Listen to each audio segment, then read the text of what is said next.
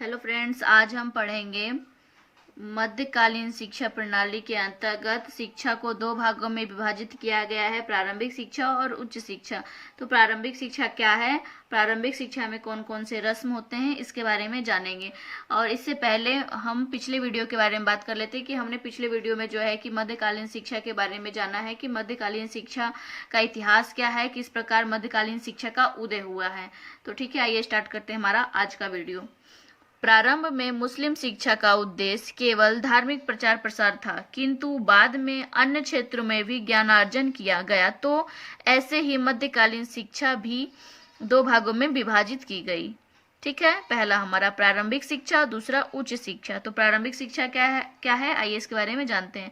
प्रारंभिक शिक्षा, बालकों को प्रारंभिक शिक्षा मकतब में दी जाती थी। मकतब अरबी भाषा के कुतुब शब्द से बना है, जिसका अर्थ होता है लिखना।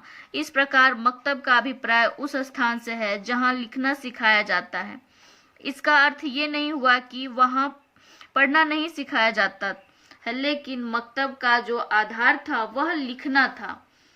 हम ये भी कह सकते हैं जहां लिखना पढ़ना सिखाया जाता है उसे मकतब कह सकते हैं। इसलिए मकतब प्राथमिक शिक्षा का केंद्र होता था। ठीक है, तो जैसे प्रारंभिक शिक्षा के बारे में हमने जाना है कि बालकों को प्रारंभिक शिक्षा मकतब में दी जाती थी। मकतब अरबी भाषा के कुतुब शब्द से बना है, जिसका अर्थ होता है लिखना। तो ऐसा नहीं कि वहां पढ़ना नहीं बताया जाता होगा, लेकिन जो मकतब का आधार है वह लिखना है। तो मदरसों में लिखना पढ़ना दोनों सिखाया जाता था। ठीक है, ये मस्जिदों में होते थे।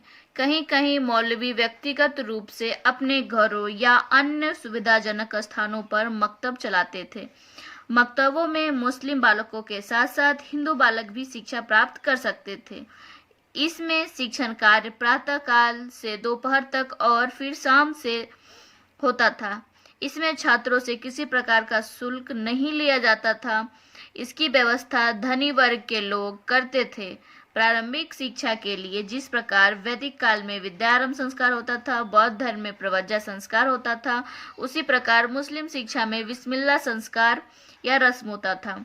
संस्कार शब्द वैसे तो हिंदी शब्द से है और कहीं ना कहीं संस्कार शब्द मुस्लिम धर्म से नहीं जुड़ा है, लेकिन हर जगह आपको बिस्मिल्लाह संस्कार ही लिखा दिखाई देगा। अंग्रेजी में इसे बिस्मिल्लाह सेरेमनी कहते हैं। बिस्मिल्लाह संस्कार या रस्म के बाद प्रारंभिक शिक्षा दी जाती थी।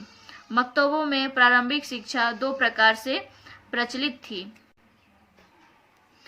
पहला तो पहली जनसाधारण के लिए, जिसमें बालकों को लिपि का ज्ञान करवाया जाता और उच्चारण पर विशेष ध्यान दिया जाता था। ठीक है, लिखने की शिक्षा, उच्चारण व रटने पर विशेष बल दिया जाता था। उसके बाद लिपि क्या है? लिपि मौखिक भाषा को लिखित रूप देने के लिए जिस अक्षरों या जिन चिन्हों का उपयोग किया जाता है या प्रयोग किया जाता है उसे लिपि कहते हैं। ठीक है, मतलब मौखिक भाषा को लिखित रूप देने के लिए जिन अक्षरों और चिन्हों का प्रयोग किया जाता है उसे लिपि कहते हैं। दूसरा क्या है? दूसरी ओर शहजादों की शिक्षा अपने पिता के संरक्षण में रहते हुए कराया जाता था। तात्पर्य यह है कि वे कहीं घर से बाहर नहीं जाते थे। उनके शिक्षा के लिए जो उनके महल होते थे, उनके घर या खेमा जो भी कह लें, उसमें जो है मौलवी रखे जाते थे जो उन्हें शिक्षा प्रदान करते थे और उन्हें अरबी व फारसी सिखाया जाता था। मकतब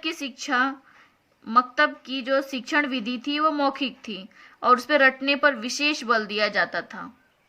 ठीक है, तो जैसा कि हमने इसमें बिस्मिल्लाह संस्कार के बारे में जाना है कि प्रारंभिक शिक्षा के लिए बिस्मिल्लाह संस्कार होता था। तो बिस्मिल्लाह संस्कार क्या है इसके बारे में हम जानते हैं। बिस्मिल्लाह संस्कार या रस्म या बिस्मिल्लाह सेरेमनी।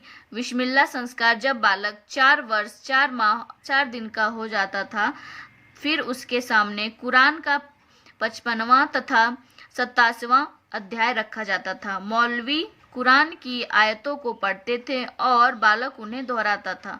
दोहराने में असमर्थ होने पर बालक द्वारा केवल बिस्मिल्लाह कह देना ही पर्याप्त समझा जाता था।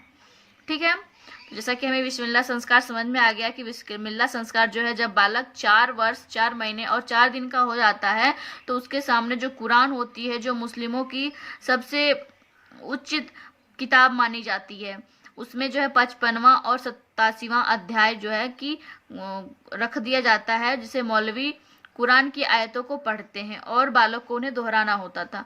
लेकिन जो बालक है वे दोहराने में असमर्थ होते हैं तो सिर्फ बालक बिस्मिल्लाह कह देते हैं, जिससे कि ये संस्कार पूर्ण माना जाता है। ठीक है, अब जैसा कि हमने इसमें पढ़ा है कि कुरान, अब कुरान क्या है, कुरान के बारे में हम थोड़ा जान लेते हैं। तो कुरान जो है, कुरान इस्लाम की पाक किताब है और इस्लाम की नींव है। ठीक है, मुसलमान मानते हैं कि इसे अल्लाह की भेजी अंतिम और सर्वोच्च किताब है। यह ग्रंथ लगभग 1400 साल पहले अवतरित हुई है।